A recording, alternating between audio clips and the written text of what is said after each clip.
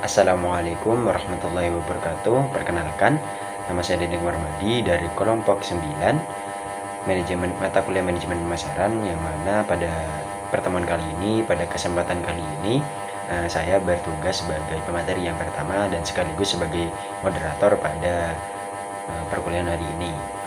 Dan kelompok 9 akan membahas mengenai strategi pemasaran dalam siklus hidup produk. Seperti itu, teman-teman. Mungkin langsung saja kepada materi yang pertama, yakni tentang pengertian siklus hidup produk dan konsep dari siklus hidup produk tersebut. Pengertian dari siklus hidup produk atau product life cycle menggambarkan secara grafis riwayat penjualan sebuah produk atau kelas produk atau product class semenjak pertama diperkenalkan ke pasaran sampai dengan ditarik dari pasar, atau sampai produk tersebut tidak menarik di mata masyarakat atau di mata konsumen. Hal ini ditinjau langsung atau disampaikan langsung atau pendapat dari para ahli yang bernama Ciptono pada tahun 2015. Nah, selanjutnya siklus hidup produk merupakan sebuah gambaran untuk dianalisis oleh pengusaha agar pengusaha tersebut dapat menyusun sebuah strategi sebaik mungkin sehingga produk yang ditawarkan bisa diterima di pasaran. Nah, secara umum siklus hidup produk atau daur hidup produk ini adalah riwayat hidup sebuah produk mulai dari produk diperkenalkan atau diterbitkan ke pasar sampai masyarakat menganggap produk tersebut sudah memuaskan. Nah, setiap produk yang ada di pasaran atau yang sudah diluncurkan di pasaran pasti memiliki usia yang tertentu. Ada beberapa produk yang memiliki usia yang relatif singkat, ada juga beberapa produk yang memiliki usia yang relatif panjang sampai sekarang. Contohnya seperti beberapa produk-produk yang kita kenal seperti Lifebuoy dan lain sebagainya. Nah, faktor yang mempengaruhi panjang pendeknya usia suatu produk ini tergantung dari kemampuan sebuah perusahaan dalam mengelola atau memanage sebuah perusahaan untuk mengelola produk tersebut. Nah, usia produk sangat tergantung dari strategi yang dijalankan oleh perusahaan, yang mana terkadang usia sebuah produk ini bisa sangat singkat, dan ada beberapa produk yang diterbitkan oleh sebuah perusahaan ini terkadang memiliki usia yang relatif panjang atau begitu sangat diminati oleh masyarakat, sehingga usia dari produk tersebut bisa lebih panjang. Nah, kehidupan suatu produk biasanya diukur dari tingkat penjualan dan laba yang diraih oleh produk tersebut. Nah, dalam selanjutnya saya akan memaparkan terkait konsep strategi pemasaran dalam siklus hidup produk. Nah, dalam penerapan siklus hidup produk ada beberapa tahapan yang harus ditempuh oleh sebuah produk yang diluncurkan oleh perusahaan. Nah, tahapan tersebut harus benar-benar diimplementasikan, dan di setiap tahapan ini pula ada beberapa masalah-masalah yang dimiliki oleh setiap tahapnya. Intinya seperti ciri khas yang dimiliki oleh tahapan-tahapan yang sebentar lagi akan saya bahas. Nah, tahapan-tahapan tersebut ada 4 tahapan, yang mana tahapan pertama yakni pengenalan atau introduction, yang kedua pertumbuhan growth, dan yang selanjutnya yakni kedewasaan atau maturity, dan yang terakhir penurunan atau decline. Nah, bisa dilihat dari grafik tersebut. Dari introduction, di situ pertumbuhan dari produk masih sedikit ya, teman-teman. Masih sedikit dari paling bawah sampai ingin melonjak naik. Nah, selanjutnya ke tahap selanjutnya yakni pertumbuhan growth. Nah, di situ produk yang sudah dipasarkan oleh sebuah perusahaan sudah mulai melambung naik, dari mulai tingkat penjualannya sampai labanya. Nah, selanjutnya ke tahap selanjutnya yakni kedewasaan. Nah, di situ produk mulai tetap naik, tetap mengalami laba, akan tapi di situ ada beberapa fase yang juga produk tersebut akan mengalami sedikit penurunan dari laba-laba yang sebelumnya atau profit yang dialami oleh perusahaan sebelumnya. Nah, penurunan di sini yang mana produk yang dipasarkan oleh perusahaan di situ sudah mulai sudah mulai membosankan di mata masyarakat, sehingga produk yang dipasarkan oleh sebuah perusahaan mengalami penurunan dalam hal tingkat penjualan dan dari laba yang diperoleh dari penjualan produk tersebut. Nah, tahap yang pertama yang sudah saya sampaikan tadi, yakni tahap perkenalan, yang mana tahap perkenalan atau introduction merupakan periode pertumbuhan penjualan yang lambat. Saat produk diperkenalkan ke pasar, pada tahap ini belum ada laba karena banyaknya biaya untuk memperkenalkan produk. Nah, pada tahap perkenalan atau introduction di sini, barang sudah mulai dipasarkan dalam jumlah yang besar, akan tetapi volume penjualannya masih relatif rendah. Yang seperti saya jelaskan tadi, volume penjualannya masih relatif rendah gitu teman-teman. Barang selanjutnya, barang yang dijual umumnya barang baru, benar-benar baru, masih awam,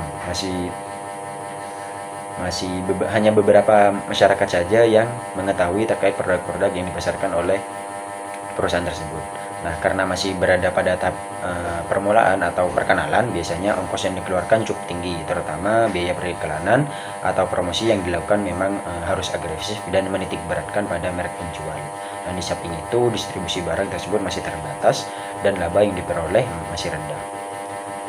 Nah, tahap yang selanjutnya yakni tahap pertumbuhan atau growth stage, yang mana tahap ini merupakan penerimaan pasar yang cepat dan peningkatan laba yang mengesankan, karena permintaan sudah sangat meningkat dan masyarakat sudah mulai mengenal barang yang bersangkutan atau barang yang sudah dipasarkan oleh perusahaan di pasaran. Nah, maka usaha promosi yang dilakukan oleh perusahaan tidak seagresif tahap sebelumnya. Jadi dalam proses promosi, dari tingkat promosi sedikit diturunkan ya teman-teman, sehingga di sini pesaing sudah mulai memasuki pasar sehingga persaingan menjadi lebih ketat. Dan cara lain yang dapat dilakukan untuk memperluas dan meningkatkan distribusinya adalah dengan menurunkan harga jualnya. Nah, tahap yang selanjutnya yakni tahap kedewasaan atau maturity stage, yang mana suatu ini merupakan periode penurunan dalam pertumbuhan penjualan karena produk itu telah mencapai penerimaan sebagian besar pembeli potensial. Laba stabil atau stagnan, atau juga bisa mengalami penurunan karena peningkatan pengeluaran pemasaran untuk mempertahankan produk dalam persaingan. Nah, tahap yang selanjutnya yakni tahap penurunan atau decline stage, yang mana pada periode ini saat penjualan menunjukkan arah menurun dan laba menipis. Biasanya tahap-tahap ini ditandai di mana kecepatan pertumbuhan penjualan atau penurunannya menjadi nyata. Apabila barang yang lama tidak segera ditinggalkan tanpa mengganti dengan barang baru, maka perusahaan hanya dapat beroperasi pada pasar tertentu yang sangat terbatas.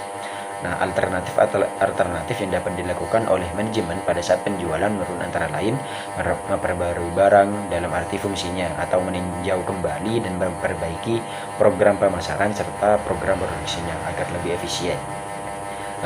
Dan selanjutnya juga bisa menghilangkan ukuran warna dan model yang kurang baik, atau memperbaiki model, atau maksudnya seperti memperindah produk tersebut bisa dengan cara memperbarui kemasannya atau menghilangkan sebagian jenis barang untuk mencapai laba optimum pada barang yang sudah ada.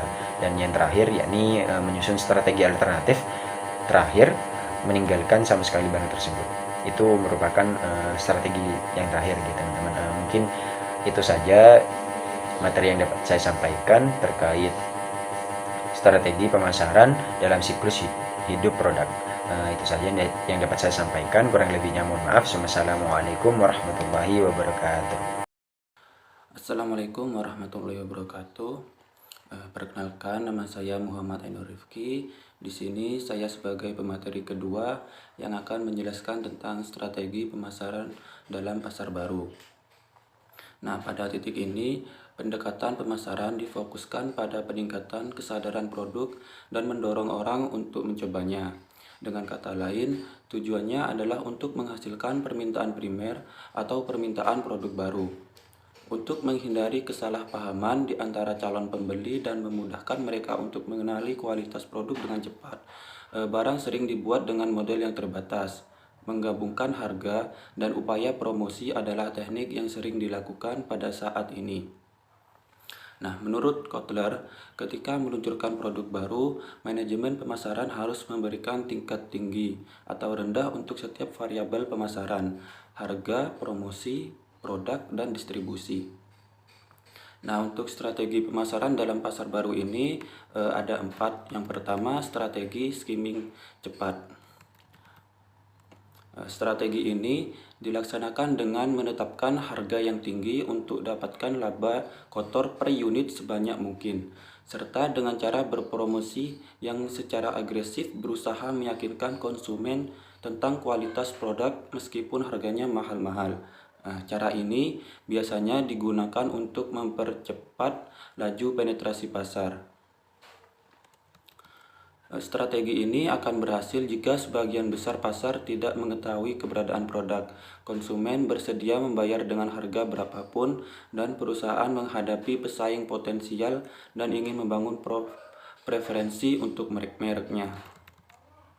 Nah, untuk kondisi atau persyaratan keberhasilan strategi ini, di sini ada 3. Yang pertama, sebagian besar pasar potensial belum menyadari kehadiran produk ini. Yang kedua, mereka yang hendak membeli mampu membayar dengan harga berapapun. Nah, untuk yang ketiga, perusahaan menghadapi pesaing potensial dan ingin membangun preferensi atau mereknya. Nah, untuk strategi yang kedua, yaitu skimming dengan kecepatan lambat.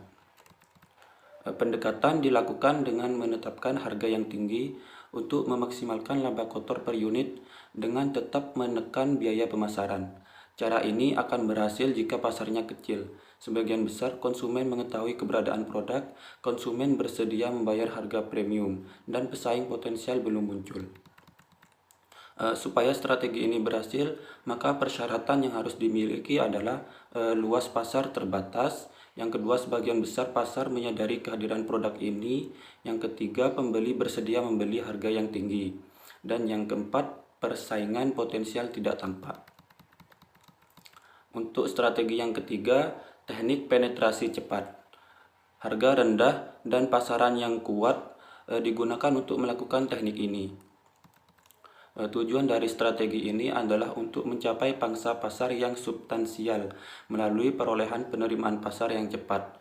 Cara ini akan berhasil jika pasarnya besar, konsumen tidak menyadari keberadaan produk, konsumen peka terhadap harga, dan ada tanda-tanda potensi persaingan yang intens. Nah, strategi ini berhasil apabila ukuran pasar sangat luas. Yang kedua, pasar tidak menyadari kehadiran produk. Yang ketiga, kebanyakan pembeli sangat peka terhadap harga. Yang keempat, ada indikasi persaingan yang hebat di pasar. Dan yang terakhir, harga pokok produksi cenderung turun mengikuti peningkatan skala produksi. Nah, strategi yang terakhir yaitu strategi infiltrasi lambat. Teknik ini dilakukan dengan menetapkan harga yang rendah untuk mendapatkan penerimaan konsumen dan iklan yang rendah agar biaya pemasaran tetap rendah. Keberhasilan teknik ini biasanya tergantung pada pasar yang besar, kesadaran pelanggan akan keberadaan produk, konsumen peka terhadap harga, dan persaingan prospektif menjadi minimal. Barang elektronik seperti iPad adalah contoh produk yang ada pada tahap ini. Nah, di sini saya simpulkan strategi ini berhasil apabila pasar sangat luas, pasar sangat menyadari kehadiran produk, yang ketiga pasar sangat peka terhadap harga, dan yang keempat harga sedikit persaingan potensial. Dalam kaitannya dengan strategi ini, perusahaan harus berhati-hati dalam memilih satu di antaranya. Mungkin itu saja yang dapat saya jelaskan. Kurang lebihnya saya mohon maaf. Wassalamualaikum warahmatullahi wabarakatuh. Baik, selanjutnya adalah strategi pemasaran dalam pasar berkembang. Strategi pemasaran dalam pasar berkembang itu sama halnya dengan strategi pemasaran dalam tahap pertumbuhan.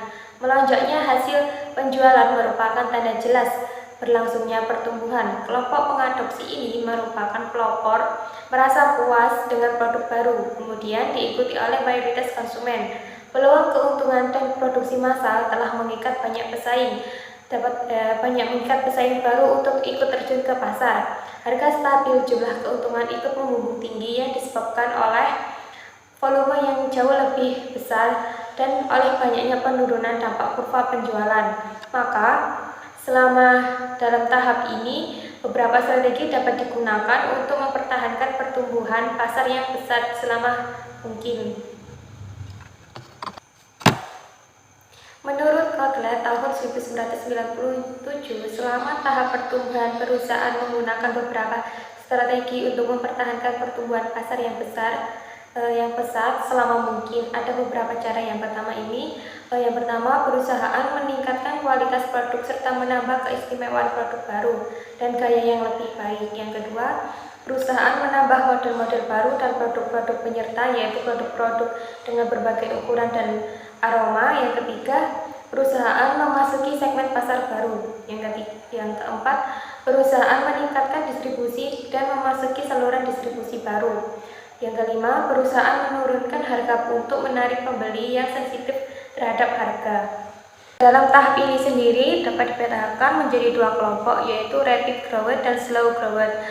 Yang pertama ini pertumbuhan cepat atau disebut juga rapid growth. Dalam tahap rapid growth ini ditandai dengan melonjaknya tingkat penjualan perusahaan dengan cepat karena produk ini telah diminta dan diterima oleh pasar. Tidak semua produk baru dapat mencapai tahap ini, bahkan tidak sedikit pula produk baru yang gagal di dalam tahap awal ini. Namun jika produk itu berhasil sesuai dengan kebutuhan konsumen, maka keadaan ini akan menarik pesaing untuk memasuki industri tersebut dengan produk tiruan. Strategi pemasaran pada tahap ini ditujukan untuk produk ditingkatkan dan produk diperluas untuk menarik segmen pasar baru. Yang kedua, pertumbuhan lambat atau disebut juga slow growth. Dalam tahap ini penjualan masih meningkat, namun dengan pertumbuhan yang semakin menurun. Sebagian besar pasar telah dijangkau karena produk perusahaan telah digunakan oleh mayoritas konsumen. Situasi ini akan menyebabkan perusahaan mulai memperbarui produknya agar dapat mempertahankan penjualannya. Pada umumnya dilakukan usaha modifikasi produk dengan menyempurnakan model atau style improvement guna memantapkan posisi produknya di pasar. Laba akan semakin sulit diperoleh perusahaan dan penyalur karena pesaing harga akan cenderung menyebabkan penurunan harga. Pesaing semakin banyak yang keluar dari pasar disebabkan oleh semakin berkurangnya keuntungan tarik industri. Misalnya saja produk elektronik yang ada pada tahap ini adalah laptop, di mana pasar laptop saat ini sedang tumbuh pesat. Assalamualaikum warahmatullahi wabarakatuh. Perkenalkan, nama saya Anissa Nur Indah Jayani, NIM 1901211143. Di sini saya sebagai pemateri selanjutnya akan menjelaskan mengenai strategi pemasaran dalam pasar jenuh. Strategi pemasaran pasar jenuh biasanya terjadi pada tahap pendewasaan atau kedewasaan. Tahap kedewasaan pasar atau market maturity terjadi ketika penjualan industri mulai mengalami stagnasi dan persaingan antara perusahaan semakin tajam. Pesaing secara agresif memasuki pasar sehingga mewujudkan bentuk persaingan oligopoli. Keuntungan industri mulai menurun karena biaya promosi yang meningkat dan beberapa pesaing mencoba menurunkan harga untuk menarik lebih banyak konsumen. Perusahaan yang tidak efisien akan sulit untuk beroperasi dalam tahap kedewasaan pasar. Walaupun begitu, pada tahap kedewasaan pasar ini masih memungkinkan perusahaan baru untuk memasuki pasar, yang berarti akan menambah tingkat persaingan yang ada. Ada dua strategi utama yang dapat diterapkan pada tahap kedewasaan, yaitu yang pertama, strategi bertahan atau defensive strategi. Strategi ini bertujuan untuk mempertahankan pangsa pasar dari pesaing dan menjaga kelompok produk atau produk kategori dari serangan produk substitusi. Bentuk strategi ini adalah berupa modifikasi bauran pemasaran atau produk, price, place, dan promotion untuk memperoleh tambahan penjualan. Strategi bertahan ini lebih menitikberatkan pada penekanan atau pengurangan biaya produksi dan menghilangkan kelemahan produk. Yang kedua yaitu strategi menyerang atau offensive strategi. Strategi ini lebih menitikberatkan pada usaha perubahan untuk mencapai tingkat yang lebih baik. Bentuk strategi ini dapat berupa modifikasi pasar, yaitu dengan menggait kelompok bukan pemakai atau non-user, mengintensifkan penawaran produk kepada non-user, dan merebut konsumen pesaing. Bentuk lain dari strategi menyerang adalah modifikasi produk, yaitu mengubah karakteristik produk sedemikian rupa sehingga semakin menarik konsumen saat ini untuk membeli, dengan cara menawarkan manfaat baru dari suatu produk kepada konsumen sekarang untuk mendorong pembelian yang lebih banyak dan pemakaian yang lebih sering. Contoh dari strategi ini yaitu produk elektronik yang ada pada tahap ini yaitu handphone. Penjualan handphone pada saat ini mencapai posisi tertinggi dan mulai tergerus oleh teknologi yang lain. Selain strategi yang telah saya sebutkan tadi, masih terdapat pendekatan yang banyak digunakan pada tahap kematangan atau kedewasaan ini. Yang pertama yaitu take off strategi. Strategi ini mencapai fase penerimaan konsumen baru. Terdapat 4 strategi baru atau mature produk yang dapat memperpanjang PLC-nya, yaitu 1. Mempromosikan penggunaan produk yang lebih frekuentif kepada pemakai sekarang. 2. Mengembangkan penggunaan atau pemanfaatan yang lebih variatif pada para pemakai sekarang. Yang ketiga, menarik para pemakai baru dengan jalan melakukan ekspansi pasar. Yang keempat, menentukan penggunaan atau pemanfaatan baru untuk basic material. Selanjutnya yaitu dynamic adoption. Sasarannya yaitu mencakup usaha-usaha perubahan dalam program pemasaran yang ada sekarang yang cenderung mengarah pada strategi defensif daripada ofensif. Sasarannya adalah meningkatkan penjualan dan pangsa pasar yang telah diperoleh.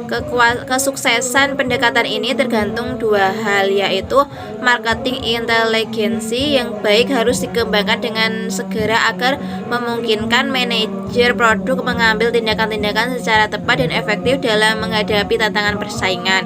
Yang kedua, pemasar harus siap dan bersedia membuat perubahan dan pendekatan yang telah dilakukan. Yang selanjutnya yaitu recycle strategi. Ditujukan untuk memelihara pangsa pasar orisinil dengan melindunginya dari pengaruh persaingan melalui persaingan marketing mix, terutama pada periklanan. Recycling dapat diidentifikasi dengan 3 macam pengembangan penjualan. Yang pertama, akselerasi tren yang meningkat atau mirip pengaruh take off strategi. Yang kedua, pembalikan terhadap tren pangsa penjualan yang menurun sebelumnya. Yang ketiga, menahan kecenderungan penurunan pada pangsa penjualan. Demikian yang dapat saya sampaikan. Saya kembalikan ke moderator. Terima kasih.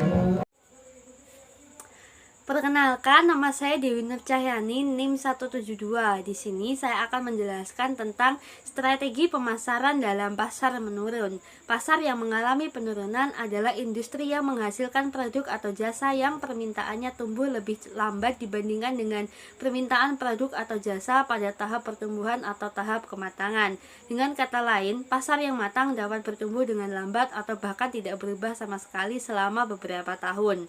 Pada akhirnya, pasar akan menurun, sama halnya seperti hasil pengukuran terhadap penjualan per tahunnya. Pada saat penjualan menurun, terjadi kelebihan kapasitas. Persaingan antara pemain industri semakin keras. Keuntungan menurun, langkah yang disarankan untuk tahap ini adalah memanen atau mengeruk keuntungan yang sebanyak-banyaknya, mungkin sebelum perusahaan bangkrut dan keluar dari industri. penurunan suatu perusahaan perlu dipastikan apakah penurunan tersebut bersahabat atau tidak bersahabat. Untuk memastikan hal tersebut ada beberapa cara. Yang pertama adalah keadaan permintaan. Dalam hal ini perlu dicermati tentang permintaan yaitu kecepatan penurunan dan keterprediksian penurunan. Penurunan yang bersahabat terjadi apabila penurunan permintaan terjadi secara lambat dan bertahap serta dapat diprediksi sebelumnya.